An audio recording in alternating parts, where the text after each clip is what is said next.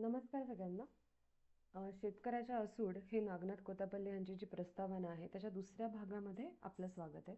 तर आपण अ, कुठपर्यंत बघितलं होतं सांगते मी. 6 नंबर स्लाईडपर्यंत आपण पाहिलं होतं इथपर्यंत. ठीक आहे, पुढचं आपण आता सुरू करूयात. सार्वजनिक सभेच्या या विधानाबद्दल विश्लेषण करीत असताना सार्वजनिक सभेतील सुधारक शेतकऱ्यांच्या शोषणाकडे प्रत्यक्ष वा अप्रत्यक्षपणे कशी डोळेझाक करीत आहेत याचे अतिशय परखड विवेचन डॉक्टर ज रा शिंदे यांनी केले आहे. ठीक आहे, तर मग म्हणजे त्यांचं काय म्हणणं आहे की हे जे काही समाज निरीक्षण आहे किंवा शेतकऱ्यांचं जे तेव्हाची समकालीन स्थिती होती तर यांच्याविषयी कोणी कोणी लिहिलं आहे, तर सगळ्यात पहिले विष्णुबुवा ब्रह्मचारी लिहितात, मग खूपच स्पष्टपणे महात्मा फुले लिहितात आणि त्यानंतर जरा शिंदे लिहितात.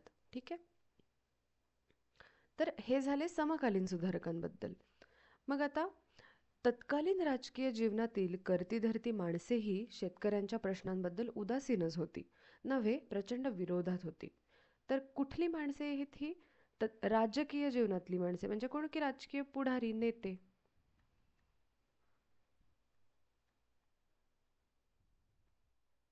तर ही ह्या प्रश्नांबद्दल उदासीन नव्हती तर विरोधात होती. तर पुढे बघूयात आपण. नव्या सारा पद्धतीमुळे आणि दुष्काळासारख्या आपत्तीमुळे शेतकरी वर्ग कर्जबाजारी झालेला होता. परिणामतः शेतकऱ्यांच्या जमिनी सावकारांकडे जाऊ लागल्या. ठीक आहे, कर्जबाजारी शेतकरी व्हायचा आणि त्याच्यानंतर त्याला देण्यासाठी कर्ज फेडण्यासाठी पैसा नसायचा आणि या जमिनी सावकार हडप करून घ्यायचे. अतिशय सुलभतेने घडणारे जमिनीचे हस्तांतरण शेतकऱ्यांचे जीवन उद्ध्वस्त करणारे असेच होते.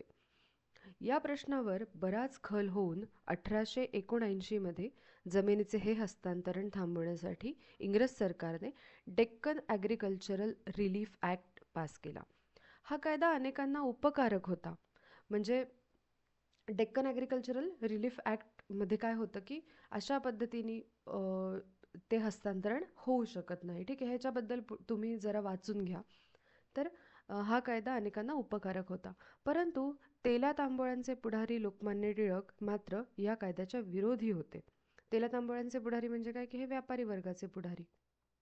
तेली तांबोळी म्हणजे व्यापारी वर्ग होता तेव्हाचा. तर हे त्याच्या विरोधात होते. राजकीय सोयीसाठी का होईना त्यांनी सावकारांचीच बाजू घेतली आहे. ते लिहितात, रयतेच्या सर्व अरिष्टाला कारण सावकार अशी पुष्कळांची समजूत असल्यामुळे त्यांची कोणाला कीव येत नाही. पण हे चूक आहे. वस्तुतः सावकारांवाचून रयतेचे चालावयाचे नाही. शेतीस लागणारे भांडवल तो पुरवतो, पण कर्जदार बुडाला की तो बुडालाच. इतकेच नाही तर हे भांडवलही पुष्कळदा त्याचे नसून त्याने दुसऱ्या मोठ्या पेढीवरून आणलेले असते. शेतकरी एखादे वेळेस सुटून जातो, पण तो मात्र मध्येच बुडतो. हल्ली सावकाराच्या आचरणाने रयत आणि सरकार यांमध्ये विनाकारण द्वैतभाव उत्पन्न झाला आहे. तसा तो राहण्याचे कारण नाही. तर टिळकांचं असं म्हणणं होतं की एक वेळ शेतकरी या सगळ्यातनं सुटून जाईल, पण सावकार काय करतो तर एखादी मोठी पेढी जी असते जिथे सावकाराला कर्ज मिळतं, तर तिथनं तो भांडवल आणतो आणि तो शेतकऱ्यांना देतो. म्हणजे तो एक मधल्या दलालासारखं असं म्हणू शकतो आपण की काम करतो की इकडनं पेढीवरनं काहीतरी आणायचं आणि ते शेतकऱ्याला द्यायचं. पण मग होतं काय मधल्यामध्ये की शेतकरी बुडतो. शेतकरी बुडाला म्हणजे सावकार बुडाला, कारण हे कर्ज हा पुढे पेढीचं फेडू शकत नाही. मग पेढीवाले कोणाला धरणार तर सावकारालाच धरणार. तर अशा पद्धतीचा विचार हा टिळकांनी केला होता. तर त्यांचं असं म्हणणं आहे की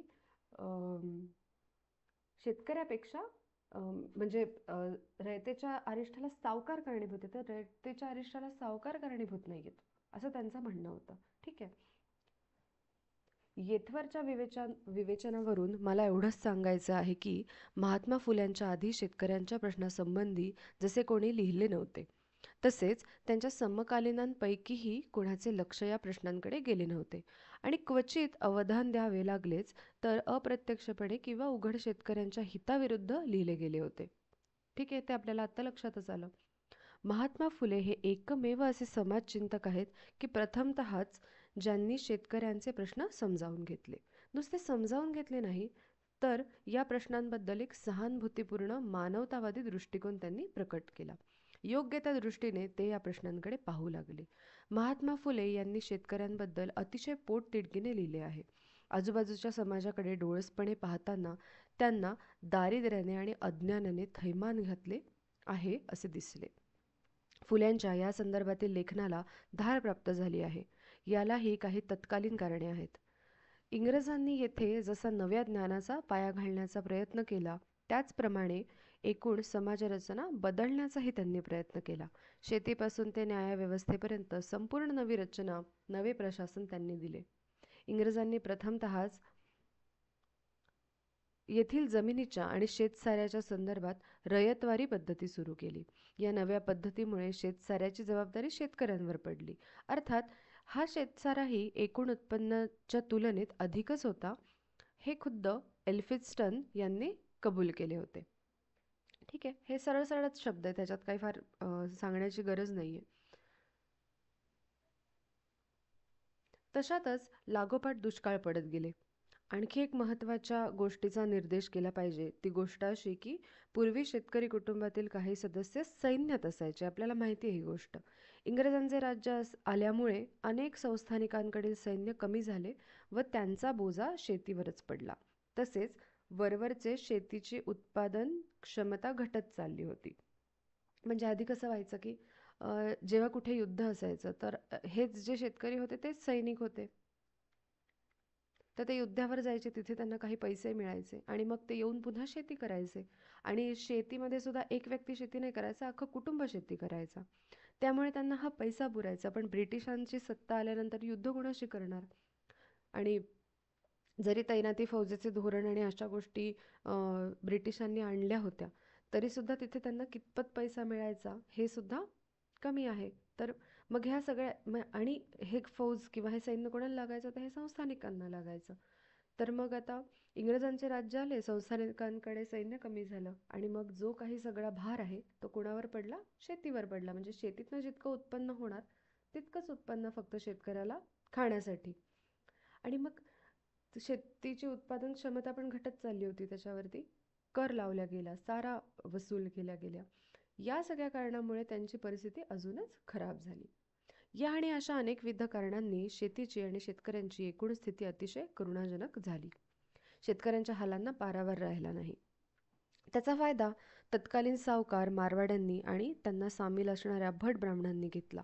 अज्ञानी आणि गरजू शेतकऱ्यांना भरमसाठ व्याजाने कर्जे देऊन त्यांची ते लुबाडणूक करू लागले. परिणामतः कसणारा शेतकरी हा भूमिहीन होऊ लागला. भरमसाठ व्याजामुळे जमिनीचे हस्तांतरण सुलभ झाले.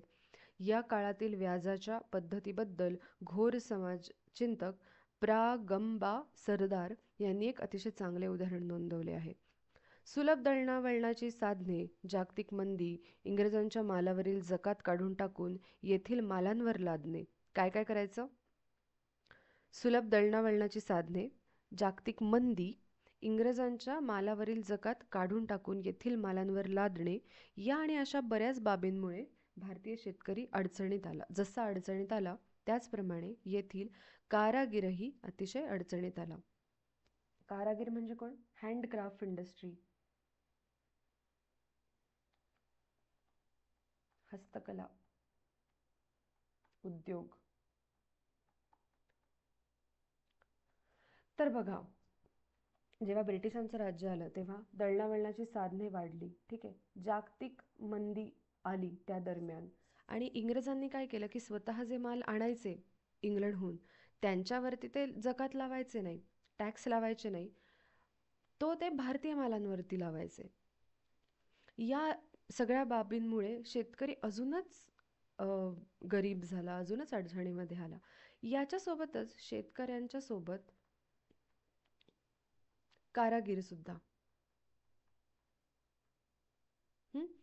शेतकरी कष्टकऱ्यांची ससे होलपट सुरू झाली. म्हणजे शेतकरी कष्टकऱ्यांना ह्या पद्धतीचा त्रास सुरू झाला.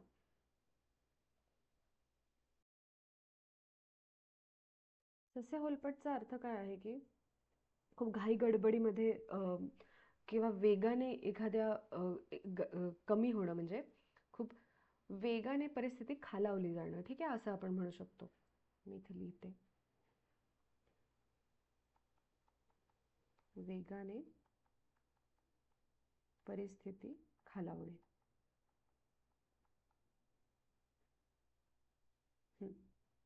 ही सगळी पार्श्वभूमी महात्मा फुले यांच्या लेखनाला असली तरी फुल्यांच्या पूर्वी म्हणजे पेशवे काळात किंवा त्यांच्याही आधी शेतकरी सुखी होता असा मात्र त्यांचा गैरसमज नाही.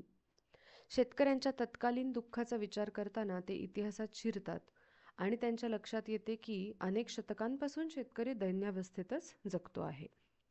ऐतिहासिक काळात त्यांच्या दैन्याचे आणि त्यांच्यावर होणाऱ्या अन्यायाचे चित्रण महात्मा फुले यांनी अनेक ठिकाणी केले आहे. उदाहरणादाखल त्यांच्या इशारा या ग्रंथातील पुढील उतारा पहावयास हरकत नाही. ह्याचा काय अर्थ आहे की महात्मा फुलेंना हे ठाऊक आहे की हे काय आत्ता जेव्हा महात्मा फुलेंचा काळ आहे तेव्हा काही त्यांचा त्रास नाही आहे शेतकऱ्यांना, तर पेशवे काळापासून त्यांची तीच स्थिती आहे. तर मग महात्मा फुलेंचं लिखाण बघूयात आपण आत्तापर्यंत आपण कोतापल्ले यांचं सरळ शब्दातलं मराठी आपण बघत होतो, पण आता त्या काळातलं मराठी बघूयात. तर महात्मा फुले असं म्हणतात की इतिहासावरून पाहिले असता असे समजते की कित्येकांनी एखाद्या मिथ्या किंवा क्षुल्लक कारणाकरिता प्रजेपैकी शेकडो मनुष्यास त्रस्त करून शेवटी त्यास मोठ्या दुष्ट रीतीने मारावे. कित्येकांनी आपल्या दुष्ट वासना तृप्त करण्याकरिता कुलीन, पतिव्रता आणि सुंदर अशा दुसऱ्यांच्या स्त्रियांचा जुलमाने अभिलाष धरावा आणि लहान सहान अपराधांकरिता मनुष्याचे हाल करून त्यास देहांत शिक्षा द्यावी. यावेळेस मनुष्यास शिक्षा देण्याचा मार्गही मोठा विलक्षण व भयंकर होता. तर त्यांचं काय म्हणणं आहे की ही जी शेकडोंची प्रजा होती तर यांना इतक्या छोट्याशा कारणावरनं तेव्हा मारलं जायचं किंवा स्वतःची वासना तृप्त करून घेण्यासाठी ज्या खूप कुलीन आणि पतिव्रता स्त्रिया असायच्या, सुंदर स्त्रिया असायच्या, तर त्यांना त्रास दिला जायचा, त्यांच्यावरती जुलूम केले जायचे आणि लहान सहान अपराधांकरिता ह्या सगळ्या लोकांचे खूप हाल व्हायचे. तर यावेळेस मनुष्य शिक्षा देण्याचा मार्गसुद्धा खूप भयंकर होता. थोड्याच दिवसांमागे म्हणजे आर्य पेशवे याचे शेवटचे कुलदीपक पुरुष रावबाजीचे कारकिर्दीचा अस्त होईपर्यंत शेतकरी लोक शेतसारा देण्यास थोडे चुकले तर त्यास उन्हामध्ये ओणवे करून पाठीवर एक मोठा दगड द्यावा अथवा त्या शेतकऱ्याच्या बायकोस त्याच्या पाठीवर बसवावे आणि खालून त्यास मिरच्यांचा धूर द्यावा. तात्पर्य, यावेळेस प्रजेस दुःख देण्याच्या कामात जी काही सुधारणा झाली होती ती अन्य देशातील प्रजेच्या दुःखाशी तुलना करून पाहिली असता हटकून पहिले बक्षीस हिजला मिळावयाचे. ठीक आहे, म्हणजे अगदी शेवटच्या पेशव्यांपर्यंत त्यांचा अस्त होईपर्यंत जर असं झालं की शेतकऱ्यांनी शेतसारा दिला नाही तर कशा शिक्षा होत्या, तर त्यांना उन्हामध्ये ओणवं उभं करायचं, त्यांच्या पाठीवर दगड ठेवायचा किंवा त्यांच्याच बायकोला बसवायचं आणि खालनं मिरच्यांचा धूर द्यायचा.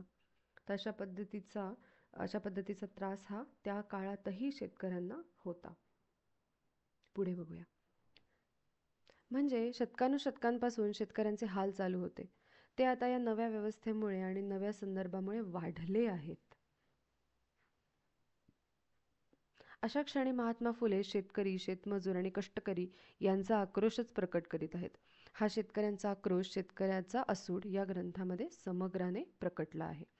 शेतकऱ्यांची पूर्वस्थिती, त्यांची सद्यस्थिती, त्यांचे होणारे शोषण, त्यांचे अज्ञान, त्यांच्या हालअपेष्टा व त्यांवरील उपाय इत्यादी अनेक बाबींच्या संदर्भातील महात्मा फुले यांचे अनुभव, विचार आणि चिंतन शेतकऱ्याचा असूड या ग्रंथात एकवटले आहेत. येथे ते शेती आणि शेतकरी यांचा समग्रपणाने आणि सुसंगतपणे विचार करीत आहेत.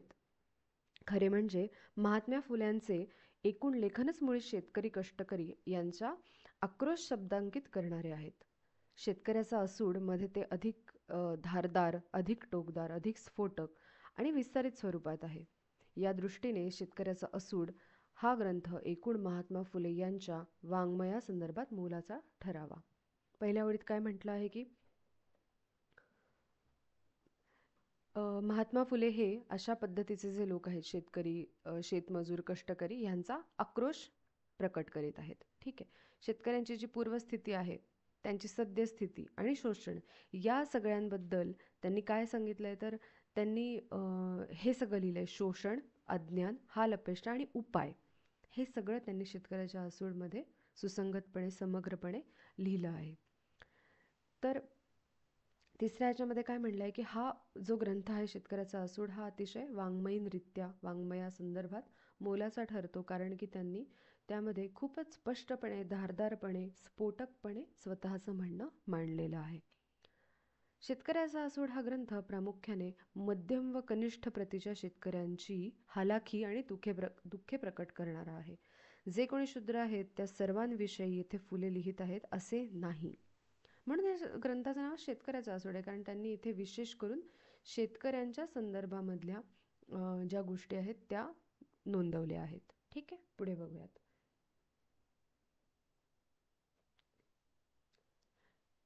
त्यांनी स्वतःच सांगितले आहे की याचा सारांश म्हणजे एकंदर सर्व असूडाच्या म्हणजे या पुस्तकाच्या प्रकरणात शूद्रांपैकी बडे बडे राजे रजवाडे आणि लहान सहान अज्ञानी संस्थानिकांच्या व अतिशूद्रांच्या लाजिरवाण्या स्थितीविषयी बिलकुल वर्णन केलेले नाही.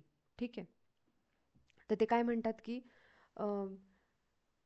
मोठे राजे जे आहेत ते, किंवा काही संस्थानिक आहेत, किंवा अतिशूद्रांमध्ये अजूनही काही खालची परिस्थिती होती याचे वर्णन नाही आहे. तर ते ह्याच्यामध्ये शेतकऱ्यांबद्दलचेच विशेष करून वर्णन आहे. याचे कारण पहिले आपल्या पोकळ वैभवामुळे, कोण तर हे राजरजवाडे आणि संस्थानिक, आणि दुसरे आपल्या दुर्दैवामुळे म्हणजे कोण, अतिशूद्र. शूद्र शेतकऱ्यांपासून दुरावले आहेत. 3 भाग कळाले का तुम्हाला काय आहेत यांच्या लिखाणात किंवा या ठिकाणी काय जाणवतं आपल्याला? तर सगळ्यात पहिले आहे राजे आणि संस्थानिक, दुसरा आहे शेतकरी वर्ग, आणि तिसरा आहे अतिशूद्र वर्ग. म्हणजे त्यातही महात्मा फुले शेतकऱ्यांबद्दल लिहितात. अतिशूद्रांच्या व्यथांबद्दल तर अजून इथे तर ते लिखाणही नाहीये. आलं लक्षात? म्हणजे फुल्यांनी आपल्या लेखनातून केवळ शूद्र, अतिशूद्र आणि उच्चवर्णीय यांच्यातील संघर्ष प्रकट केला आहे असे नाही, तर या जातीव्यवस्थेच्या आडून उच्चवर्णीय जे आर्थिक शोषण करीत आहेत तेही त्यांना महत्त्वाचे वाटले आहे. म्हणजे त्यांनी मेन्शन करताना, त्यांनी नोंदवताना असं नोंदवलं ना की राजे संस्थानिक काय करतायत आणि अतिशूद्रांमध्ये काय त्रास आहेत हेही त्यांनी नोंदवलंय, पण त्यांचा मुख्य करून जो कल आहे तो शेतकरी वर्गाकडे आहे. म्हणजे हा लढा केवळ सामाजिक पातळीवरचा असू शकत नाही, तर तो प्रामुख्याने आर्थिक पातळीवरचा असतो. हे फुल्यांना जाणवलेले सत्य फुल्यांनी अतिशय बारकाईने येथे मांडले आहे. फक्त सामाजिक लढा नसून आर्थिकही हा लढा आहे.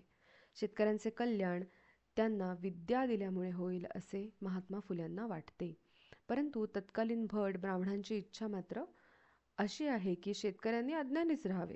याचे कारण महात्मा फुल्यांनी जे नोंदवले आहे आणि ज्या रूपकाद्वारे नोंदवले आहे ते मुळातून बघितले की शेतकऱ्यांचा प्रश्न आर्थिक असल्याची फुल्यांची जाणीव किती नेमकी आणि योग्य होती याची कल्पना आपणास येते. तुम्हाला अंदाज आलाच असेल ही कुठली युक्ती आहे. तर ते म्हणतात की ती आहेच, विद्येविना मती गेली, ती तर आहेच, पण ते असं म्हणतात की हे खूप छान आहे, नीट ऐका. परंतु सांप्रत लक्ष्मी आपल्या ज्ञान व वस्त्रहीन झालेल्या शेतकऱ्यांच्या घरात पोटभर भाकर व अंगभर वस्त्र मिळेना म्हणून कंटाळून उघड दिवसा आपल्या समुद्रपित्याचे घरी गेली व समुद्राचे पलीकडील तिच्या इंग्रज सख्या बांधवांनी तिच्या मर्जीप्रमाणे आळस टाकून उद्योगधंद्यांचा पाठलाग करून आपल्या घरातील अबालवृद्ध स्त्री जातीस बरोबरीचा मान देऊन त्यांचा इतमाम नीट ठेवू लागल्यामुळे ती म्हणजे ती लक्ष्मी त्यांची बंदीबट्टीक झाल्यावरून त्यांचबरोबर वरकांती गोडगोड बोलतात खरे, परंतु त्यास मनापासून विद्या देण्याकरिता चुकवा करीतात. मी याचा तुम्हाला एक छोटासा अर्थ सांगते. त्यांचं असं म्हणणं आहे की ही जी सांप्रत लक्ष्मी आहे म्हणजे काय आहे तर पैसा जो आहे, तर हा पैसा शेतकऱ्यांच्या घरामध्ये ह्या लक्ष्मीला अंगभर वस्त्र मिळेनात म्हणजे टिकला नाही हा पैसा शेतकऱ्यांच्या घरामध्ये. तर यांच्या घरामध्ये त्यांना तिला त्या लक्ष्मीला पोटभर भाकर मिळाली ना वस्त्र मिळाले, मग ती कंटाळली आणि ती कुठे गेली तर ती समुद्र ओलांडून तिच्या समुद्रपित्याच्या घरी गेली. म्हणजे कुठे गेली तर इंग्रजांकडे गेली.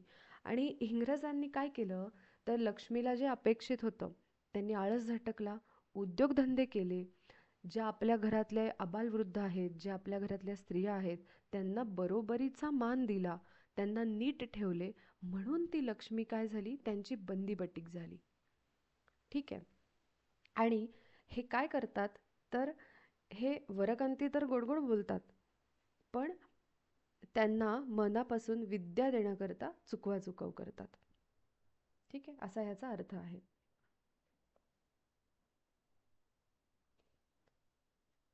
हे त्यांना कळालं ना तुम्हाला, म्हणजे शेतकऱ्यांशी.